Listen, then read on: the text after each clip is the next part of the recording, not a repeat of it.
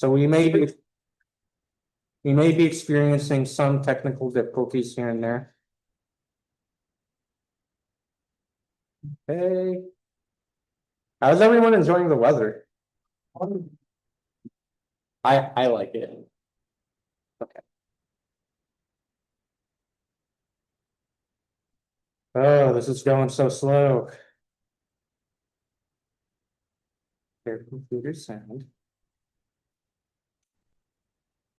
All right, perfect. Okay, everyone. Today, we're going to be studying Genesis 16, and if we're lucky, we'll get to Genesis 17, which we probably won't be lucky because we always have plenty to talk about. Really quick, just a really brief recap. Last week, if the slide will go on, I talked about how the Bible has certain landmarks as you're going throughout the story of the Bible. I say every week the Bible is one long story that leads to Jesus. And in the story of the Bible, there are landmarks. Oh, thank you, Bill. And it's that way for the book of Genesis as well. So the landmarks that I briefly mentioned last week include Genesis 3:15. And I'm going to ask this probably every week. Who can remind me what Genesis 3:15 is all about?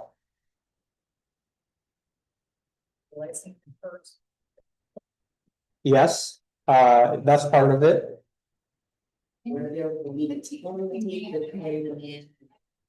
Okay, I heard Kay and Vivian. So Kay, let's go with you first. What's that? Enmity between man. Between man and Evil. yes, enmity between man and evil, specifically the serpent, right? Which we think is Satan, although Genesis doesn't come right out and say it. Vivian, what did you say? I'm saying enmity between. So Between the seed. Between Yeah. her seed. And the serpent. yes, that's actually a lot more specific. The enmity is between, hey, honey. The enmity is between Adam and Eve's seed or offspring and the offspring of the serpent. Okay, so remember, from the very beginning of the Bible, Genesis 3:15, God promises that a descendant of Adam and Eve will crush the head of the serpent. Okay, and so Genesis 3:15 I've described as the plot of the entire Bible, and I want to always kind of hammer that into your head as much as I can, because as I said before, I think we should know and have memorized Genesis 3:15 as much as we know John 3:16. That's Bible scholars call it the first gospel announcement. The first gospel announcement. So all throughout Genesis, we're waiting for this offspring to come up. And then remember, Genesis 3-11 is a what? A spiraling downward of human history and human society, right? You go through Noah and the flood and the Tower of Babel, and human society just keeps seeming to get worse and worse until you get to who in Genesis chapter 12? Abraham. We call him Abraham, but at this point, he's just Abraham still. I heard that. Good job, girls. So yeah. So God calls Abraham and promises to make a great people or a great nation out of him. And so, hi Teresa, good to see you. If you're reading Genesis as an ancient Israelite or ancient Jew, you're beginning to think that the people of Israel as a whole, as a collective, is the offspring or seed of Adam and Eve that will crush the head of the serpent. Because remember, God uses the exact same word for seed or offspring when he promises Abraham, when he makes the promise to Abraham, as he did all the way back to Adam and Eve in Genesis chapter 3. So when God promises that Abraham's offspring will be many, then you're thinking that you as an Israelite, the people of Israel will be that promised offspring that will crush the head of the serpent.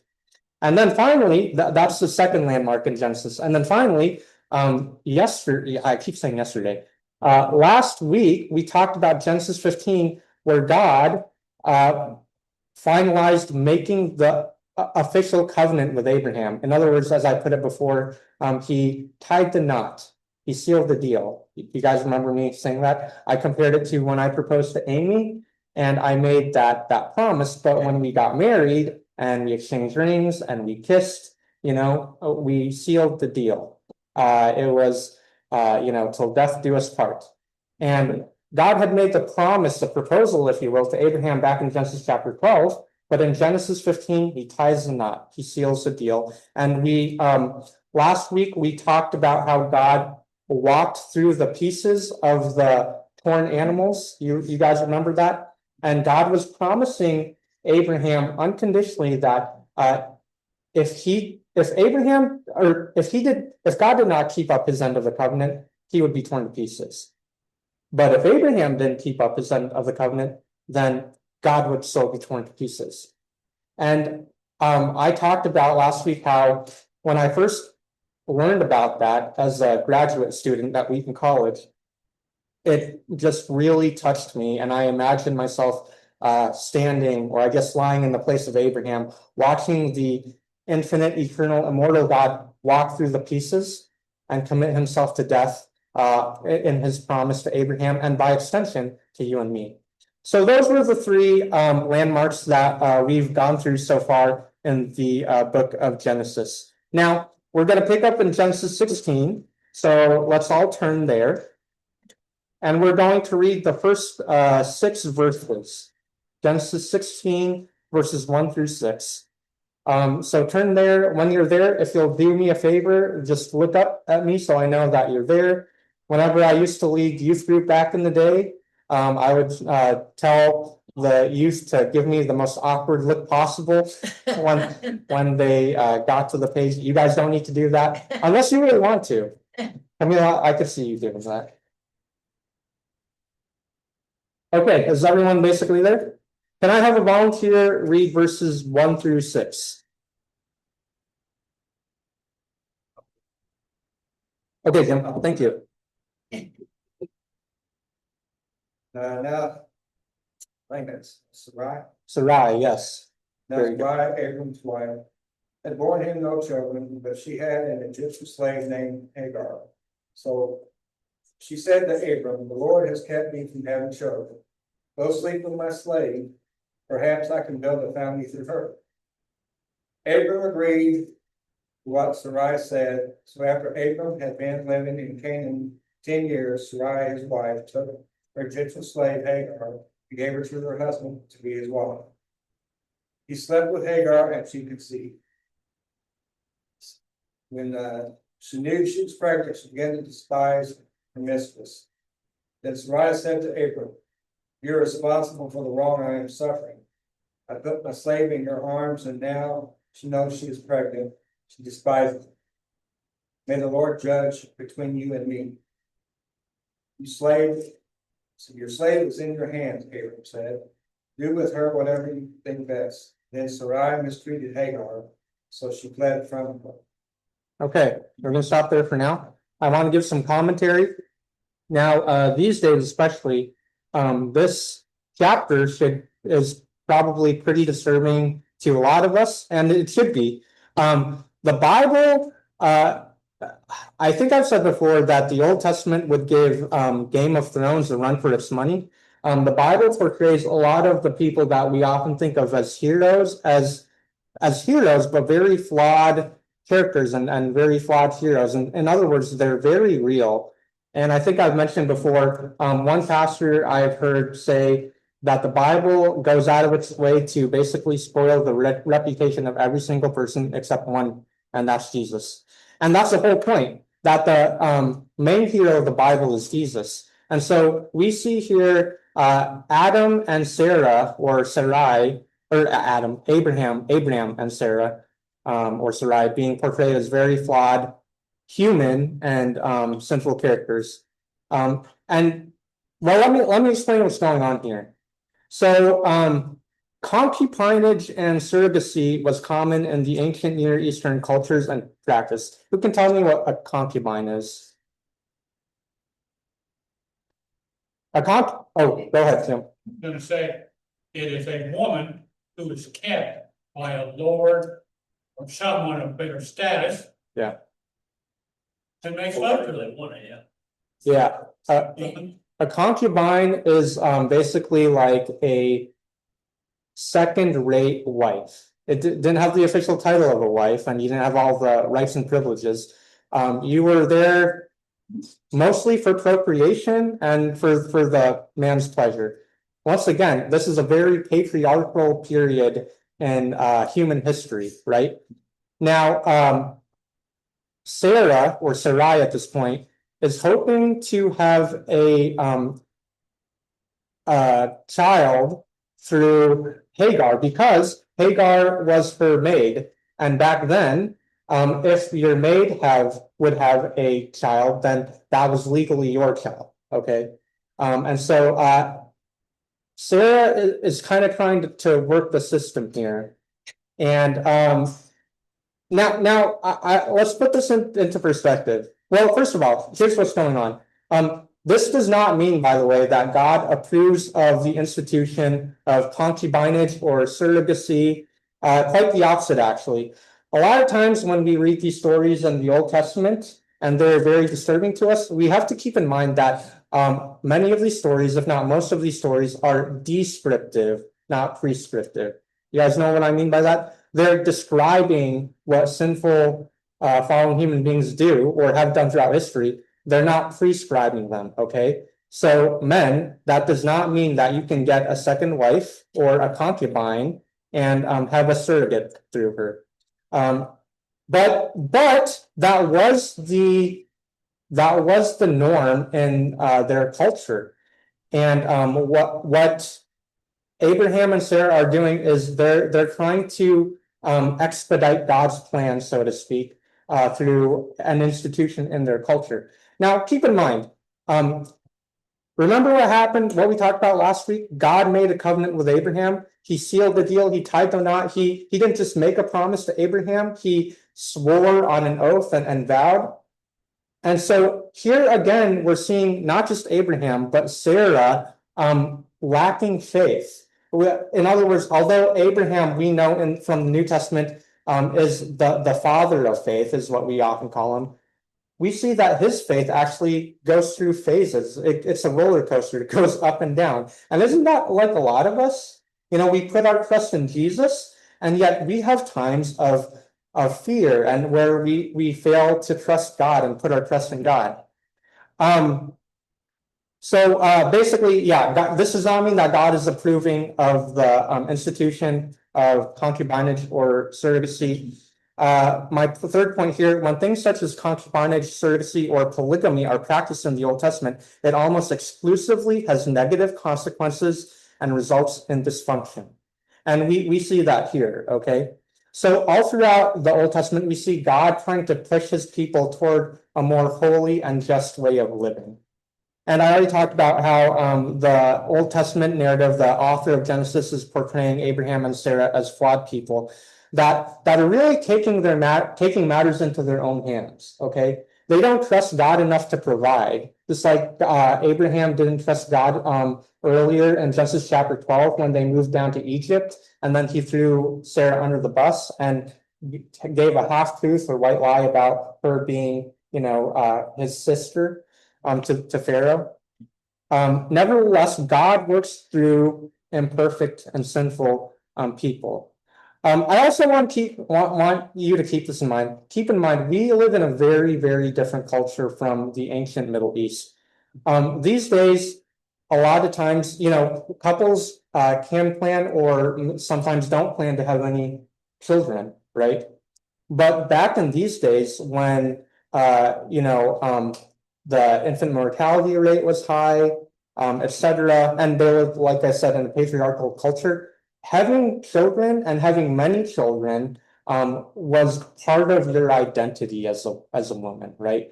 So Sarah is having a bit of an identity crisis, right? She's not feeling woman enough for Abraham. She's not feeling good enough, etc. And of course, we can judge that all we want, but there are plenty of things that in our modern day and age we put our identity in, that are probably not as good, like the impossible beauty standards for women, etc. Okay, a couple of things I wanted to point out. Hagar, the name Hagar could possibly mean migrant or sojourner, derived from the Hebrew words flight or flee. And her mistreatment by Abraham and Sarah foreshadow the later people of Israel. What do I mean by that? Well, two things that ancient Israel was consistently accused of by God and the prophets in the Old Testament is idolatry and injustice. And there were four groups that the people of Israel were consistently accused of not taking care of. The main one was probably the poor. I think the word is Anawim. But then the three other groups were widows, orphans, and aliens or immigrants. And so this is foreshadowing what Israel would be like in the future. And this is also a lesson of how human beings often rely on human wisdom over God's wisdom. And I'm gonna compare Genesis 16:3 to Genesis 3:6. So look on the right side of the screen. It says, so after Abraham had been living in Canaan 10 years, Sarah, his wife, took her Egyptian slave Hagar and gave her to her husband to be his wife. That's this exact same verbiage that is used to describe what Eve did in Genesis chapter 3, when it says that she took the fruit and gave it to her husband who was with her, and he ate it. And if that's not obvious enough, let's see, Jim, could you reread verse 6? The slave is in your hand, Abram said. Do with her whatever you think is best. And Sarai mistreated Hagar, so she fled. Okay. Literally, when Abraham says to Sarah, do with her what you think is best, literally it's do with her what you think is good. And that reminds us of the tree of the knowledge of good and evil. When Eve saw the fruit, it said that it looked good in her eyes. And that's a common theme in the Old Testament, that sinful human beings often do what is good in our eyes, but that is not necessarily what is good in God's eyes, okay? And then the other thing is, let's see.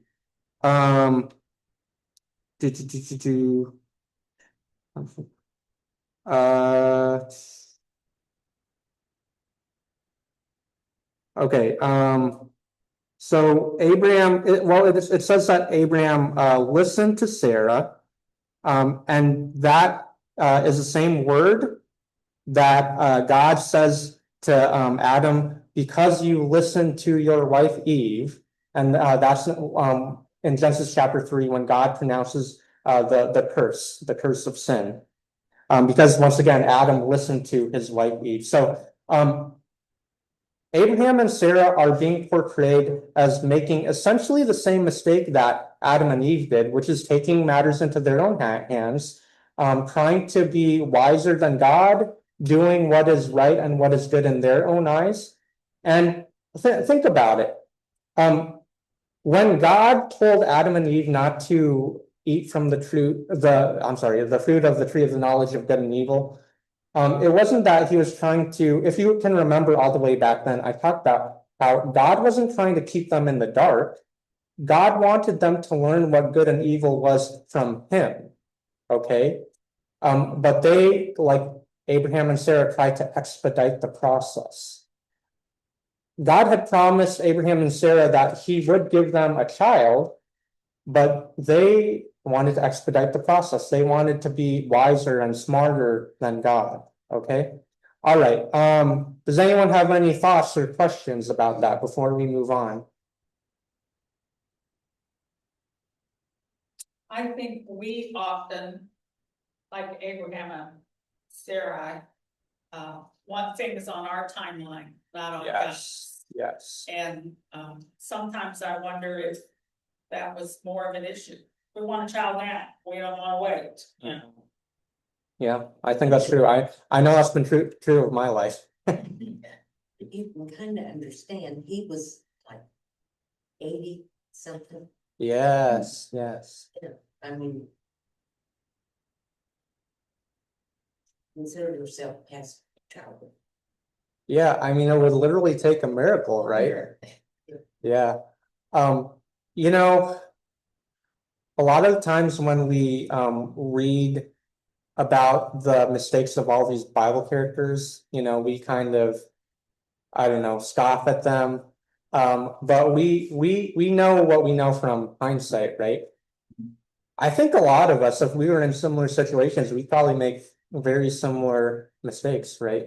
Because we're sinful too. I hate to break it to you, in case you haven't looked in the mirror recently. I remember I was always very good as a child getting shots like vaccinations and just not crying because I trusted my parents. But I remember there was this one time that the doctor whipped out the biggest needle I had ever seen. And I learned then, I remember this very vividly. I don't remember how old I was, but I learned then that my trust in my parents apparently only went so far. And for the first time, I freaked. I lost it. But then, it was there and gone. But I think that was the case with Abraham. He did trust God, but it only went so far. Any other thoughts or comments or questions? Does that mean you got one, Camille? No. Okay.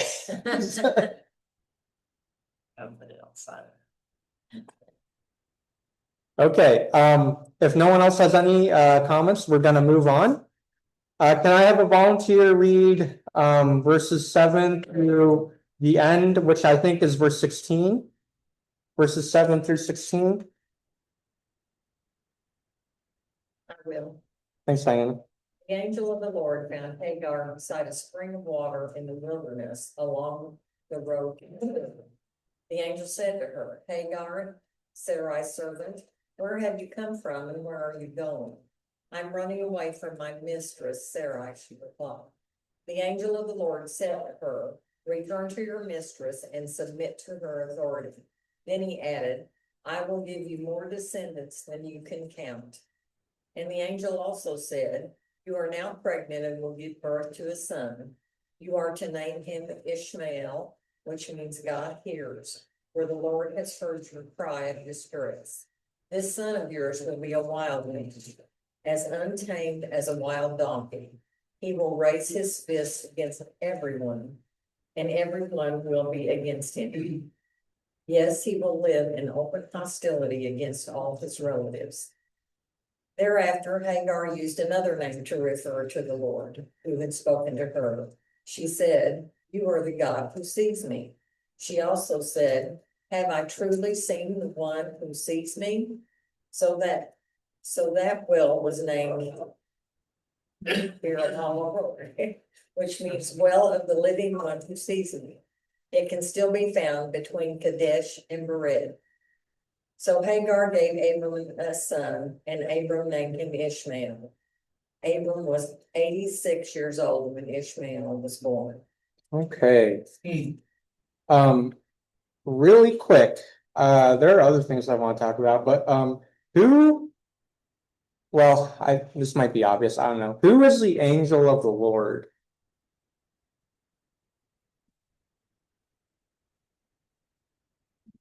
Anyone?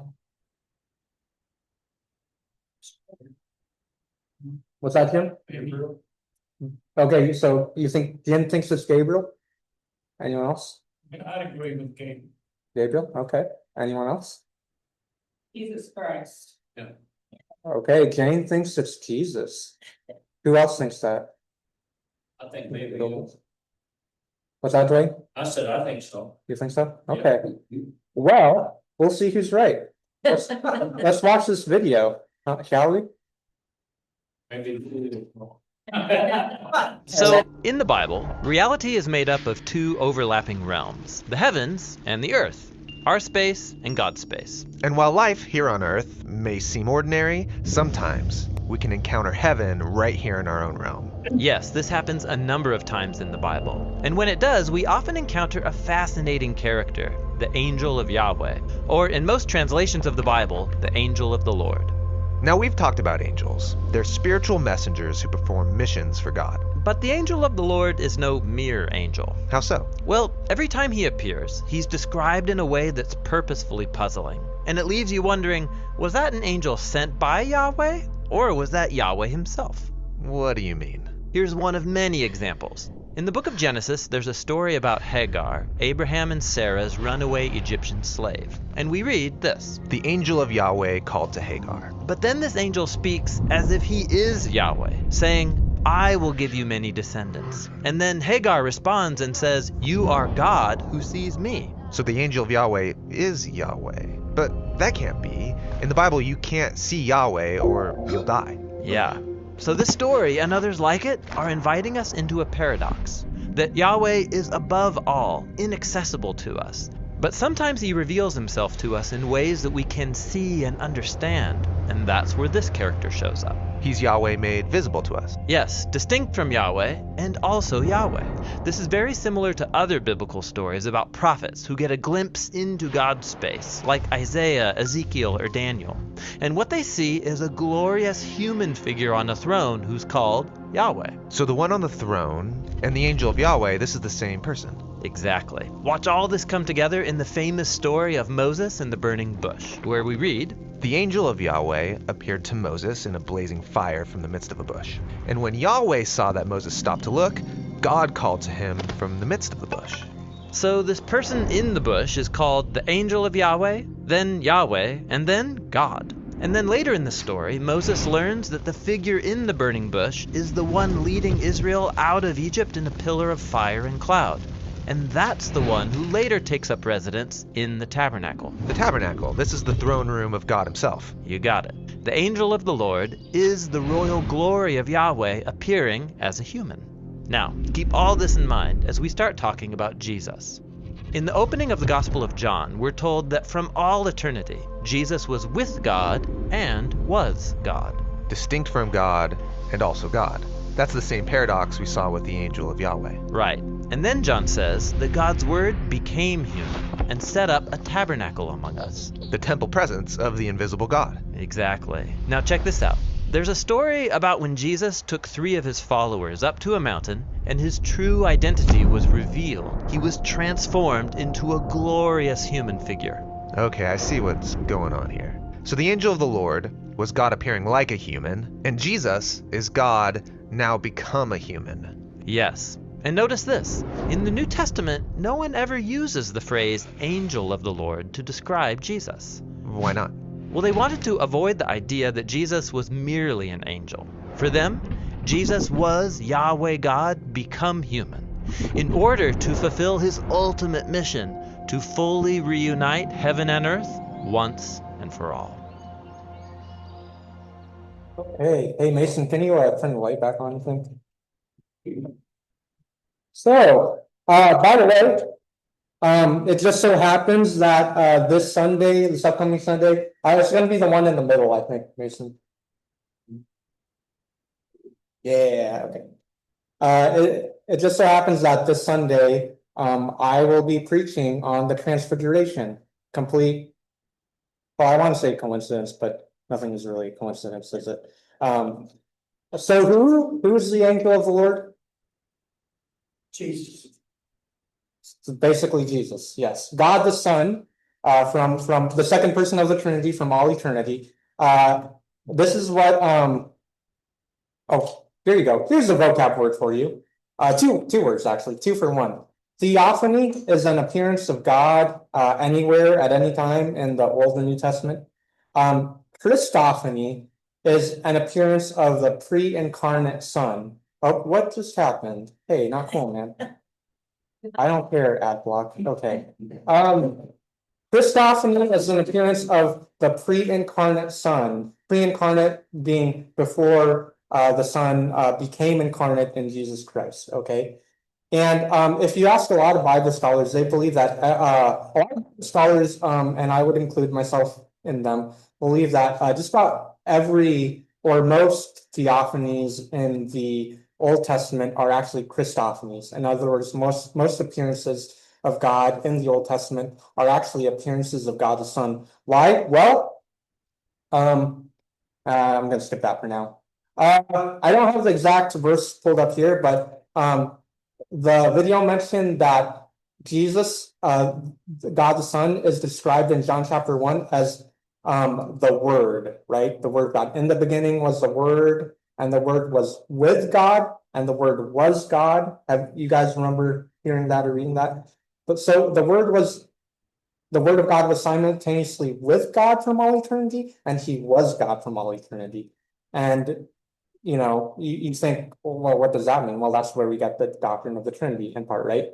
And then John goes on to say, no one has actually ever seen God, but the one and only Son, or in the Old King James translation, the only begotten Son, who is himself God and is in the closest relationship with the Father, has made him known. And that's why a lot of Bible scholars believe that any appearance of God in the Old Testament is actually a Christophany, a pre-incarnate appearance of Jesus Christ himself, because Jesus is described as the Word for a reason. He's the Word of God, meaning he's how God communicates to the world. So just a little fun fact about that. The name that Hagar gives God is El Roi, or El Roi, the God who sees me in Hebrew. And I'd like to, well, first of all, does anyone have any comments or questions about the video or any of that?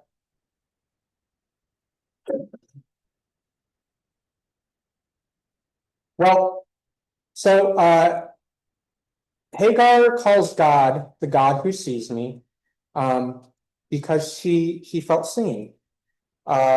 Because to Abraham and Sarah, she was either invisible or was just kind of treated as an object. But God saw her.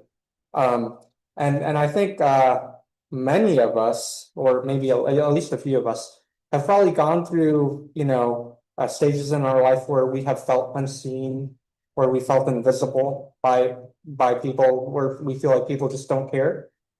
But God sees you. And this passage actually reminds me, so God came and visited Hagar while she was by a spring, a well, right? This passage reminds me of another time that God visited someone by a well, except this time it was in the person of Jesus. Let's turn to John chapter 4. Skipping ahead to John chapter 4.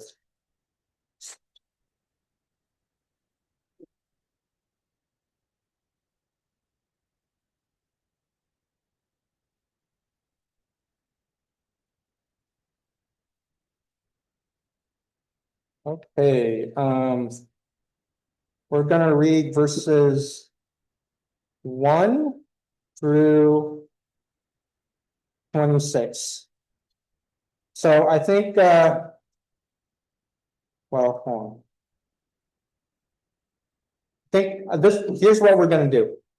Camille, would you mind starting us off? And what we're gonna do is we're going to, when you feel tired of reading, then you stop, and then the next person will read, and we'll keep going. If you don't feel like reading, just say pass. No one will judge you. At least I won't judge you. I can't speak for everyone here. And then we'll just keep going around the circle. Okay. So Camille, yeah, go ahead and start in actually start in verse 4. How about that? Start in verse 4. Jesus knew the Pharisees had heard that. I'm out. Oh, Or inside. I went to the first one. He had to go through Samaria on the way. Eventually, he came to the Samaritan village of Sychar, near the field that Jacob gave to his son Joseph. Jacob's well was there, and Jesus, tired from the long walk, sat wearily beside the well about noontime. Soon a Samaritan woman came to draw water, and Jesus said to her, "Please give me a drink." He was alone at the time because his disciples had gone into the village to buy some food. The woman was surprised, for Jews refused to have anything to do with Samaritans. She said to Jesus, "You are a Jew, and I am a Samaritan woman. Why are you asking me for a drink?" Jesus replied, "If you only knew the gift God has for you, and who you are speaking to, you would ask me, and I would give you living water." "But sir, you don't have a rope or a bucket," she said. "This well is very deep. Where would you get this living water? And besides, do you think you're greater than our ancestor Jacob, who gave us this well? How can you offer better water than he and his sons and his animals enjoyed?" Jesus replied, "Anyone who drinks this water will soon become thirsty again. But those who drink the water I give will never be thirsty again. It becomes a fresh, bubbling spring within them, giving them eternal life." "Please, sir," the woman said, "give me this water. Then I'll never be thirsty again, and I won't have to come here to get water." "Go and get your husband," Jesus told her. "I don't have a husband," the woman replied. Jesus said, "You're right. You don't have a husband, for you have had 5 husbands, and you aren't even married to the man you're living with now. You certainly spoke the truth." "Sir," the woman said, "you must be a prophet. So tell me, why is it that you Jews insist that Jerusalem is the only place of worship, while we Samaritans claim it is here at Mount Gerizim, where our ancestors worshipped?" Woman, Jesus replied, "Believe me, a time is coming when you will worship the Father neither on this mountain nor in Jerusalem. You Samaritans worship what you do not know. We worship what we do know, for salvation is from the Jews. Yet a time is coming and has now come when the true worshipers will worship the Father in the Spirit and in truth, for they are the kind of worshipers the Father seeks. God is spirit, and his worshipers must worship in the Spirit and in truth." As the woman said, "I know the Messiah is coming, the one who is called Christ. When he comes, he will explain everything to us." Just then the disciples came back. They were shocked to find him talking to a woman, but none of them had the nerve to ask, "Why do you want her?" or "Why are you taking her?" The woman left her water jar beside the well and ran back to the village, telling everyone, "Come and see a man who told me everything I ever did." Could he possibly be the Messiah? So the people came streaming from the village to see him. That's good, Jim. I'll pass. That's good, that's good. We'll stop there. You got off easy, Mike. So this woman, not unlike Hagar, had experienced a lot of hurt probably in her life. She had been married 5 times. Now, a lot of people assume that for some reason or another that the woman was kind of loose or promiscuous, or somehow she was at fault. The Bible never says that. For all we know, the reason that she could have had 5 husbands is because she could have been the one divorced, right? In fact, typically the women had very little power in that society to actually divorce their husband, and usually they wouldn't want to, because being in a patriarchal society, that would mean that they would be off to fend for themselves. You were really economically dependent on your husband. And on the other hand, a husband, however, could divorce a woman just like that. For literally, there are records of husbands divorcing women for their wives for not making good enough food. That was, you can find that in the rabbinical tradition, right? That's why Jesus criticized the Pharisees and teachers of law and said the reason that Moses permitted divorce was only because your hearts were hard. But he said the ideal is a man and a woman for life, right? So it could have been very well that this woman was tossed aside, you know, so her husbands could have died. Either way, she was a woman that just did not have a great life, probably, you know, was kind of down and out in life and probably had a lot of hurt and a lot of pain. And the reason that she was going out to the well at this point in the day was, it was during that point in the day where not many women would be out in the well. It was probably to avoid social contact because she felt kind of ostracized. She felt like an outsider. She felt marginalized, right? Once again, not unlike Hagar. She felt invisible. She felt unseen, like no one cared. People just passed her in life, like Hagar. And yet Jesus sits down. She's not only does he see her, he talks to her. And she, like God, well, because he is God, he knows all about her life, all her hurt, all her pain, all her peccadillos, the good, the bad, the ugly. And he invites her into a relationship with him. In other words, Jesus to the Samaritan woman at the well was acting as the God who sees her. And in fact, as Jim read, this passage ends by her running all around town saying, "Come and meet this man that knows everything about my life. He knows me to the very bottom, yet loves me to the stars." And you know, that's how we are with God. God knows everything about our life, the good, the bad, the ugly, all our peccadillos, all the hurt and pain we've experienced, but he sees us and he loves us. He knows us to the bottom. Ego eimi. Does that word ring a bell to anyone? Yeah, the I am. Yeah. I was just going to say, you know, he revealed himself to her who he really was. And some of his disciples, you know, he didn't tell later on. That's right. And you see how the whole Bible, once again, leads to Jesus or foreshadows Jesus? The angel of the Lord, to go back to the video, the angel of the Lord in the burning bush reveals himself to Moses as, "I am that I am. I am that I am." And Jesus, 7 times in the book of John, says, "I am." And it's a little bit enigmatic in how he phrases it. His divinity, right? So once again, the angel of the Lord, Jesus, Yahweh, I am, same identity.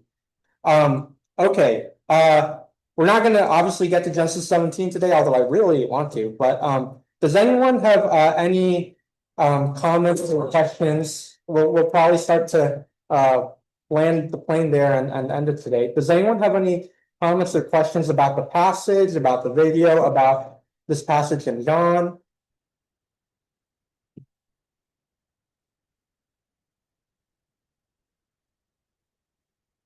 Jesus spoke to Samaritan women a lot. Yeah, the time for the lowest. I could tell. See you later. Okay.